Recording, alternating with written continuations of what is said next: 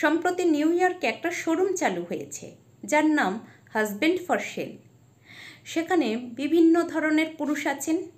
মহিলারা গিয়ে তার পছন্দ মতো স্বামী নির্বাচন করতে পারবেন। তবে কিছু নিয়ম আছে।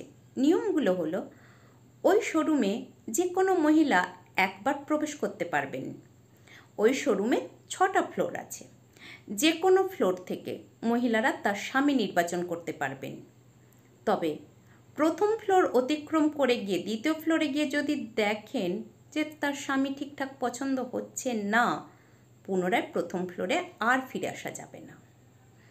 এক মহিলা স্বামী নির্বাচন করতে গিয়ে দেখেন প্রথম ফ্লোরে লেখা আছে, এখানে পুরুষরা চাকরিজীবী ও ঈশ্বর বিশ্বাসী। দ্বিতীয় ফ্লোরে গেলেন, সেখানে লেখা আছে, এখানে পুরুষরা চাকরিজীবী, ঈশ্বর বিশ্বাসী ও শিশুপ্রেমিক।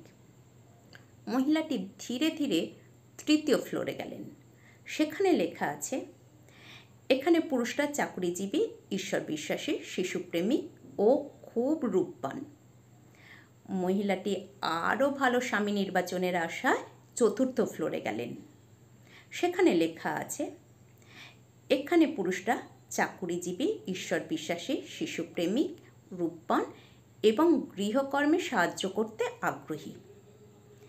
মহিলাটি যত ওপরে উঠছেন তত গুণবান স্বামীর সন্ধান মিলছে দেখে আনন্দে উচ্ছ্বসিত হয়ে পঞ্চম ফ্লোরে পা রাখলেন। সেখানে লেখা আছে, এখানে পুরুষরা চাকুরিজীবী, ঈশ্বর বিশ্বাসী, শিশুপ্রেমিক, রূপবান, গৃহকর্মে সাহায্য করতে আগ্রহী এবং রোমান্টিক ভাবনা পুরুষ।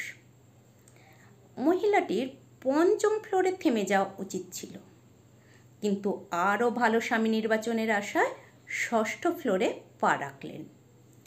সেখানে গিয়ে দেখলেন লেখা আছে, দুঃখিত, এই ফ্লোরে কোনো পুরুষ নেই।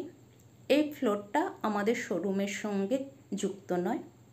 এই ফ্লোরটা শুধু রাখা আছে মেয়েরা যে অল্পে সন্তুষ্ট হয় না সেটা প্রমাণ করার জন্য।